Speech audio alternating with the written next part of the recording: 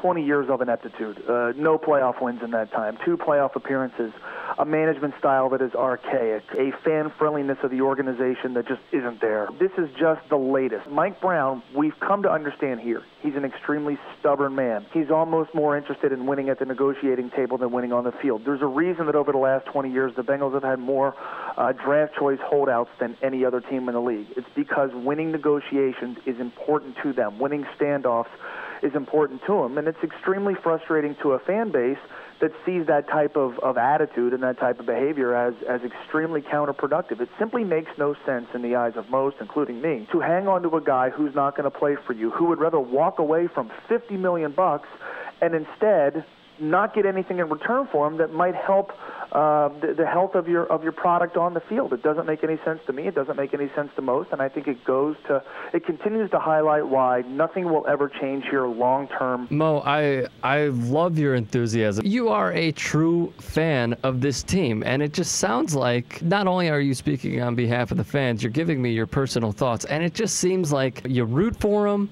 and you pull for them. But in the end, it's hard for this team to, in essence, at least it seems like to me, from the outside looking in, win over the city of Cincinnati. Yeah, oftentimes we're a two-team town, with the exceptions of the colleges. We're a two-team town, and look, the Reds have, for the last 20 years, not made a World Series.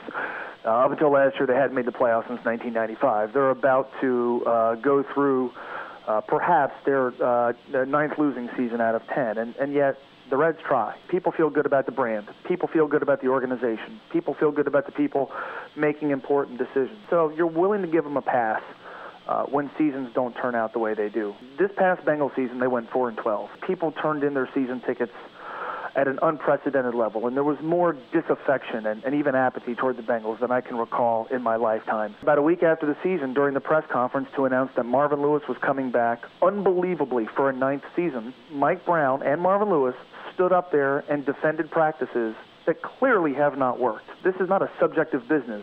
It's obvious if what you're doing is working or not. 2 playoff appearances in 20 years is well below the NFL standard. They had just come off a horrendous season with people not paying attention and investing in this team either emotionally and financially. He is, and I call him delusional.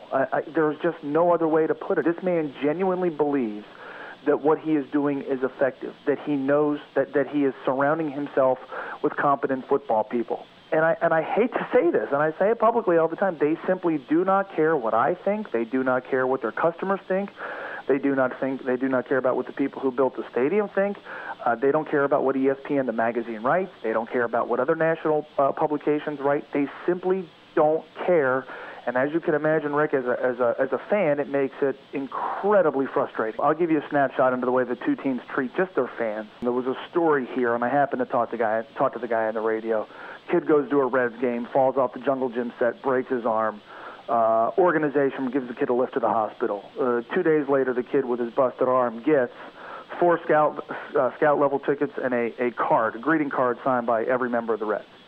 The head of the ballpark ops calls the dad every day. Stories like these are commonplace. The Bengals had a guy who 2 years ago got beaten to maybe within inches of his life at a football game. The guys who did it got away. I'm still waiting, and I'm sure that guy is still waiting for a member of the Bengals organization to call him.